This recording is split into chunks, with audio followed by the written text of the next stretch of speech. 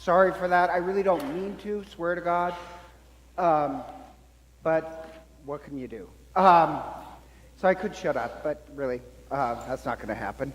So there's this interesting thing where India banned a book in India, and it was taken off the shelves and not allowed, and it was a controversial book. And the book was actually The History of Yoga.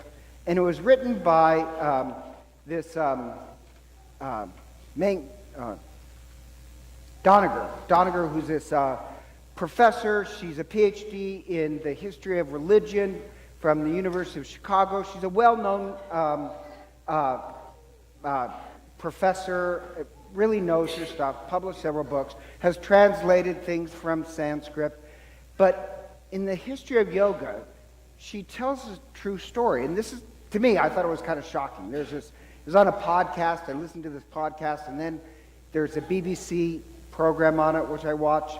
And the history of yoga is this is a little bit shocking, is that the history of yoga is actually a modern invention.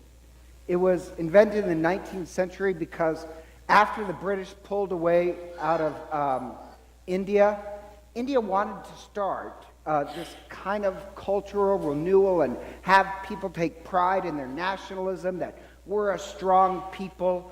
So they really invented yoga. Now, let me pause you.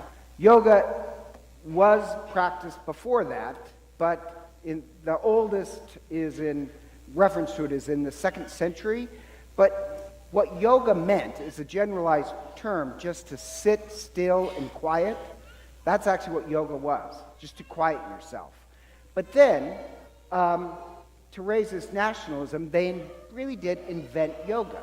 And it was taken from Swedish gymnastic exercises, which should surprise you, and Indian wrestling moves and this military manual for exercise, and they combined it together and they called it yoga. But that yoga has nothing to do with the history of yoga. It's just a modern invention. So you can see why, if they're trying to, like, no offense, they just took old Sanskrit names and gave it to this air of iniquity, even though it's really a modern invention. So you can see why the Indians said, no, this is upsetting the people, it will be removed and banned. Don't you find that kind of shocking? Or just me? Okay. And just to finish the story out, because I thought it was amazing. So yoga became popular because this European/Russian aristocrat, who her and her Hungarian husband lived all over the world, they moved to, moved to Hollywood. And in Hollywood, her name was Jane, but she kept giving herself new names every couple of years. And she wore, this sari with a bunch of scarves and had this exotic accent. And she was with all these Hollywood wives. And so she kind of brings yoga to the United States. Now, let you know, I'm not against yoga, so don't walk away thinking that. I just don't do it because I'm a contrarian, and just the fact that everybody's doing it, I don't want to do it. But there are proven health benefits to yoga. It actually helps stave off early signs of dementia, great for the mind-body connection, great for PTSD. It has a lot of great benefits, but it's exercise. It has no connection to Hinduism. All that was fabricated. It has as much to do with religion as the treadmill does. Not meaning to offend you, but that it was all these kind of avant-garde people who were pushing it. And it has good fruit. I'm not denying that. But it has nothing to do with religion.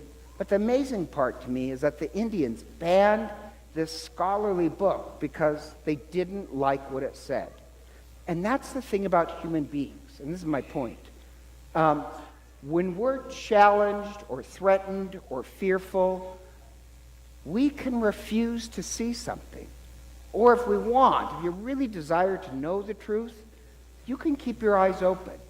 And I just mention that because that's also the theme of what's going on in today's readings. Where in the first reading you have Peter in Acts, who gives this great speech, and he gives it to the Jewish leaders. And they said, no, you killed the author of life. You murdered the author of life because you refused to look at what gives life or what gives death.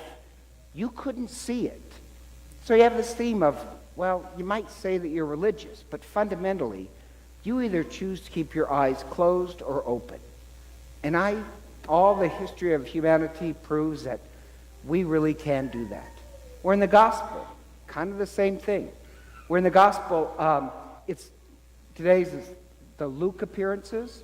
And first, Jesus appears to the disciples on the road to Emmaus. I hope he gets away, to be honest. Go, buddy. And notice how Grandma has to catch him. Okay, now look what you did, Juanita. Sorry, I just did that to embarrass her. She's very sweet. Where is that? Oh, so on the road to Emmaus, the two disciples are frightened. They're running away, and it's a mass. Christ meets them as they gather. Christ explains the scripture to them, but they don't recognize Christ until the breaking of the bread. And then their eyes are opened. It all makes sense. And they run back to the apostles, and that's where it picks up today. And the apostles are frightened and scared. They're threatened. So they're hiding away, and Christ appears in their midst. Always on Sunday at the breaking of the bread. Christ appears, and if you notice, there's this theme of him saying, I'm not a ghost. He actually eats something, which he loves to do in Luke, is have a meal with people. So he says, I'm not a ghost, and opens their minds to Scripture. Now, here's the odd part. They would have known the Bible before they would have been taught by Jesus. But just knowing facts doesn't really open your mind completely. You have to really be free from being threatened or fear, and then if you want, you can see it. And they see Christ after that in the Scriptures and the breaking of the bread. But when he says, I'm not a ghost, no offense again, but I just think a lot of Christians are good people, but Jesus is kind of this ghost to them, not somebody who's really present. They may know Scripture, but they don't see how it really points to Christ. When I say kind of a ghost, I mean like this. There is also this very famous writer, Flannery O'Connor, who I just love. She wrote short stories kind of during the time of the Civil Rights Movement. She was this Irish woman living in the South, and she could be very critical, which is odd, because most Irish women are not like that. But her short stories were actually teaching religion without ever using religious language. She's really brilliant. But part of it is just waking up to truth. And think about what's going on in Flannery O'Connor's life in the South during the Civil Rights Movement. Blacks were, everybody said that they followed Jesus, loved Jesus, but they couldn't see the sacredness in the lives of blacks. They couldn't even see the sacredness of lives of women. And her stories are trying to wake people up to it. And so for us, if he's like, they may say that they're Christians, but Christ is kind of a ghost. They can't really see the presence of Christ in the lives of other people. Or they can quote Scripture, but they don't seem to really see Christ. Jews trying to wake them up. And for us Catholics, we would say, no, Christ is this real presence in us, in the Scriptures, in the breaking of the bread. You can find the real presence. That's why, I know I'm kind of goofy. I didn't like it at first when they changed and you bow before receiving communion. Now I like it. That the real presence of Christ is among us. Flannery O'Connor was trying to wake people really up to the presence of Christ. A lot of people, the presence of Christ is kind of this ghost. So they don't, like the apostles, they may know Scripture, but they can't truly see Christ. And what I think is graduation for Christians is not knowing the Scripture, is not just knowing the Scripture. Now, please don't write me a letter and say, how dare you say that, blah, blah, blah. I love Scripture. I love to study it, love to teach it. But you could know Scripture and remain completely blind. You could know religion and choose to remain blind to the real presence of Christ in the world. That is a shocking part. Graduation is when you can see the divine, Christ, in the lives of other people, baptism. In Scripture, you get what Christ is trying to tell you. In the Eucharist, that's when Christ becomes truly real. That, to me, is the high point of Christianity, not the teachings of Christ, but really seeing the presence of Christ. And so, for our kids who are making their first communion, I hope they truly see the presence of Christ. For Nora, who's singing right here, Nora, we're going to baptize her in just a few seconds. It's going to be your parents and godparents and family who's going to try and teach her the real presence of Christ in her and in other people.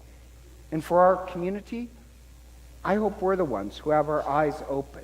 Now, think about back in India, there's some truth that they don't want to look at, so they simply ban the book. I hope our eyes are the ones that teach people how to truly recognize the real presence of Christ in the world. That's what Christianity is supposed to, the graduation day of Christianity. And so, if you still want Nora baptized, please come forward with your